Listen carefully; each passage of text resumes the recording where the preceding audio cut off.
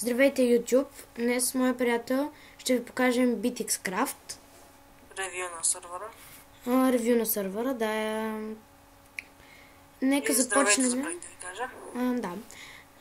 Първото, което е, ще започнем с Warp XP. Мисля, че не е нужно да го обхождаме целия, защото и без това има така сравнително повече хора и много забива сървъра. И ето тук убивате, нали, съответните чудовища и там може да продаваме.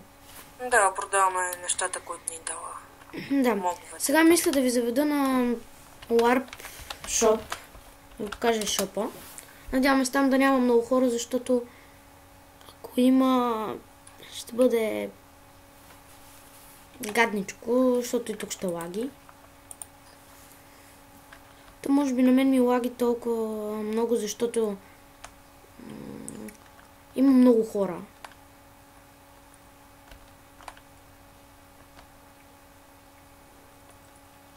Ето.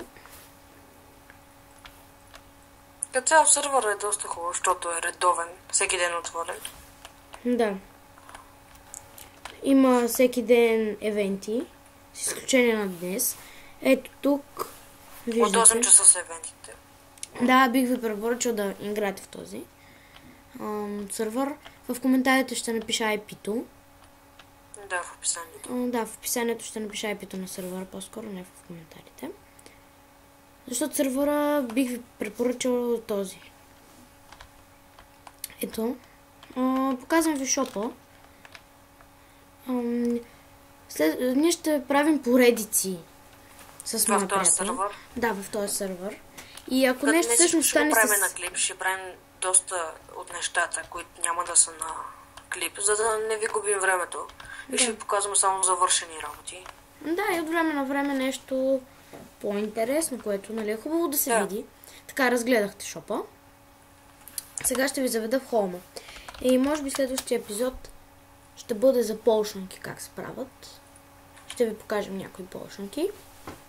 В коментарите пишете какви клипове искате да пускаме, защото не сме все пак трудно ние да разберем какви клипове харесвате. Ако ви хареса, лайквате, абонирайте се. Тук не зарежда и заради това. Това е Potion Room.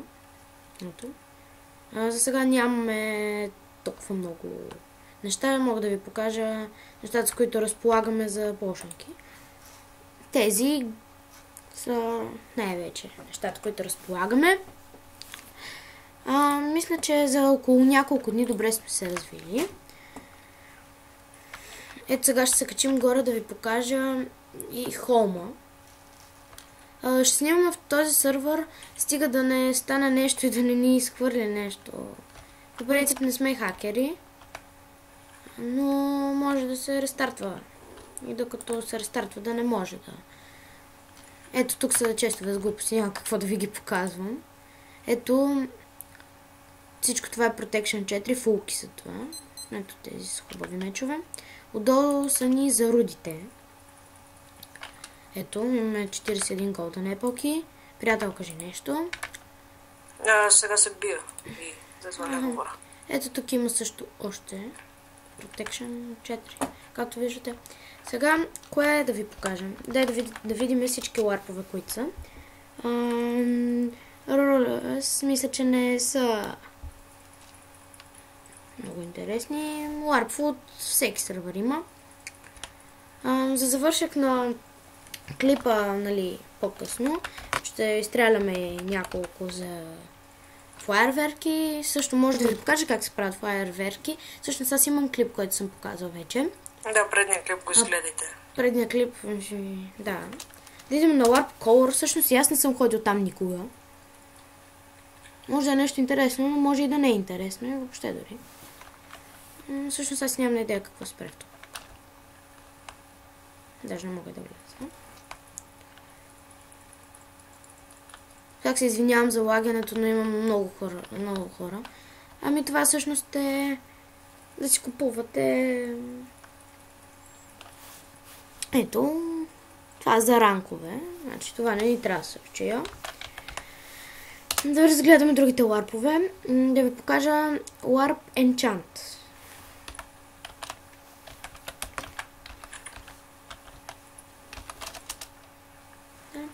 В края на епизода, всъщност със сигурност ще ви покажа пак флайерверки, как се правят. Някой може да ви харесат и да решите да ги правите. Нали? Ето. Ето, нали? Тук не знам дали много хора го знаят, но ако се сложи лапис лазул, се виждат какъв да ти е енчанта. Приятел, какво да покажем още? Хомо показа ли го? Да, показа го. Не знам. Какво още може да LARP покажеш? PvP ще ви покажа. Той всъщност сървър е LARP PvP, ако мога да... Да, той е PvP сервер. Но тези, които не харесват много PvP-то, В принцип, не се сервера е притеснявайте. специално за PvP, обаче... да, ето даже да имат много неща енчантнати и то хубави. Къде? Protection 4, но изхабени, може да се поправят, взех ги. Всичко е Protection 4, както виждате. И браво, паднах долу, аз съм без нищо в момента. Нека ходим в холмето. Да ги оставим в някой чест, в който после ще ги репернем. И всъщност клипа... Между другото, тук що се бих. И сега ще ти покажа.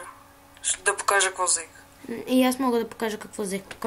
Доста хубави неща ще ги сложа в един чест. Но за жалост са изхабени, но това не пречи, извинете. Почти пълна броня, но не достатъчно пълна. Мечът всъщност е хубав, ще си го сложим при другите мечове. Така ела в този чест да покажа какво взех. Така. Вижте, там в този чест съм сложил. Това е всичко, което съм взел.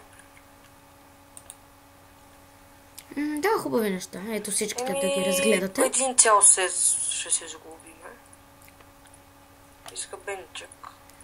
Ето... Не, аз всъщност с... Те изхабените работи не са мои. Другите... Ето виж, ето тук. Значи, виж, погледни в честа. В ето този чест аз оставих това, което взех, така просто го намерих. Браво, ще ги поправиме. Ще отивам да дигам след клипа на Warp XP. Да. Ето тук, това долу е моя сет с моя меч. Ето сега ще ви го покажем хубаво. Не успях да взема един цял сет. Предполагам няма смисъл да ги превеждам, защото повечето хора играят на английски и го разбират. Почти фул. Да, почти фулки са. Про 4 Unbreaking 3 са. Ето тук стрейтки, спитки. Двойки са всичките видях. И всъщност аз не мисля, че има още нещо, което може да покажем за сървъра. Да, ако искаш това да бъде края на клипа. Добре, хайде да направим тук грандиозно закриване с флайерверки. Само да видя тези дали са цветни или са фалшивите. Да, те са фалшивите. Добре, ти можеш да ги направиш цветни. Всъщност не мога. Всъщност то хубави няма. Аз имам светло... Аз всъщност не знам как се правят, се реперват и не могат, не стават. Добре, явно следващия клип ще бъде грандиозен. Следващия клип ще ви покажем. Да, изгледайте клипа с флайерверките.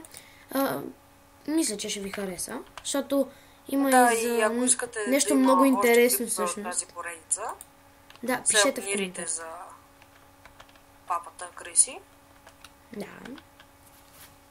И напишете в коментарите какво искате да гледате, на какво да почваме поредица, защото може да не е само на Майнкрафт, може на други игри също. Да, разбира се. Не правим само на Майнкрафт игри. Да, ще почваме и други поредици, може на GTA поредица да почне.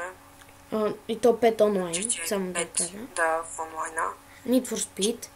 Но сега сме на вълна Майнкрафт. Да, може League of Legends да играме, Counter-Strike, каквото го искате. Само напишете в коментарите, абонирайте се и харесайте клипа. И чао!